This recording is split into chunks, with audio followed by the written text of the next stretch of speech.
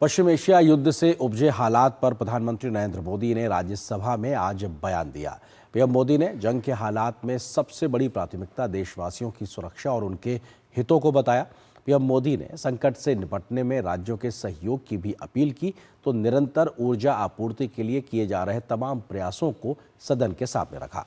प्रधानमंत्री ने एक बार फिर से संवाद और कूटनीति से समाधान निकालने पर जोर दिया तो इंटर मिनिस्ट्रियल ग्रुप और 7 नए एम्पावर्ड ग्रुप गठित करके हालात पर लगातार नजर रखने और जैसी जरूरत है वैसा फैसला लेने की बात भी सदन में दोहराई है। ऑनरेबल प्राइम मिनिस्टर जी,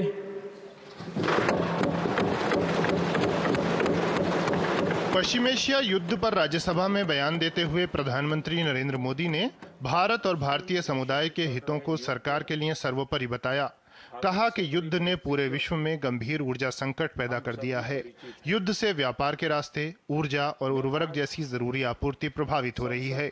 खाड़ी देशों में रहने वाले भारतीय समुदाय की सुरक्षा सुनिश्चित करने को पीएम ने सरकार की प्राथमिकता बताया। ईरान, इजराइल और अमेरिका सहित संबंधित देशों के साथ लगातार संवाद की चर्चा करते हुए पीएम ने शांतिपूर्ण समाधान पर बल दिया।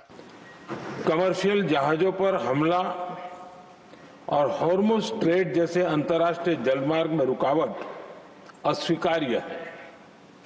भारत ने नागरिकों पर, सिविल इंफ्रास्ट्रक्चर पर, एनर्जी और ट्रांसपोर्ट से जुड़े इंफ्रास्ट्रक्चर पर हमलों का विरोध किया है। भारत डिप्लोमेसी के जरिए युद्ध के इस माहौल में भी भारतीय जहाजों के सुरक्षित आवागमन के लिए सतत प्रयास कर रहा है। पीएम ने कहा कि सरकार के प्रयासों से बीते कुछ दिनों में दुनिया के अनेक देशों से कच्चा तेल और एलपीजी से भरे जहाज भारत आए हैं। पीएम ने कहा कि युद्ध से बनी वैश्विक परिस्थितियां अगर लंबे समय तक चलती हैं तो गंभीर दुष्परिणाम तय हैं। ऐसे में बीते 11 वर्ष में आत्मनिर्भरता की दिशा में किए गए प्रयास देश के काम आ रहे हैं। बीते 11 वर्षों में 53 लाख मीट्रिक टन से अधिक का स्ट्रेटेजिक पेट्रोलियम रिजर्व भी डेवलप किया गया है और 65 लाख मीट्रिक टन से अधिक के रिजर्व की व्यवस्था पर देश काम कर रहा है। साथ ही बीते दशक में भारत की रिफाइनिंग कैपेसिटी भी अच्छी खासी बढ़ाई गई है। पीएम ने ऊर्जा आपूर्ति, रक्षा, औषधि उत्पादन और दुर्लभ खनिज जैसे क्षेत्रों में आत्मनिर्भरता से जुड़े प्रयासों का जिक्र किया। पीएम ने वैश्विक अर्थव्यवस्था पर युद्ध के दुष्प्रभाव का उल्लेख किया। साथ ही कहा कि भारतीय अर्थव्यवस्था इससे प्रभावित न हो, इसके लिए कदम उठाए जा रहे हैं। भारत सरकार ने एक इंटर मिनिस्ट्रियल ग्रुप भी बनाया है। ये ग्रुप नियमित मिलता है और हमारे इंपोर्ट एक्सपोर्ट में आने वाली हर दिक्कत का आकलन करता है और ये ग्रुप आवश्यक समाधान पर भी निरंतर काम करता रहा है। पीएम ने कहा कि सरकार ने खाद की पर्याप्त सप्लाई के लिए आवश्यक तैयारियां की हैं। निरंतर प्रयास है कि किसानों पर किसी भी संकट का बोझ न पड़े।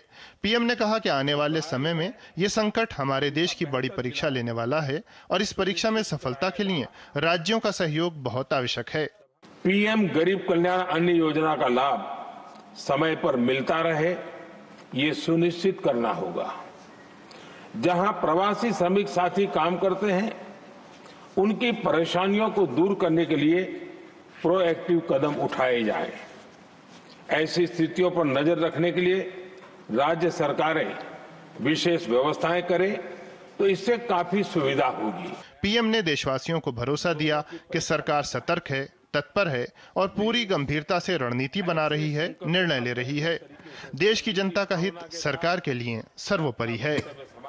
कुमार आलोक और राजेश राज के साथ ब्यूरो रिपोर्ट, डीडी न्यूज।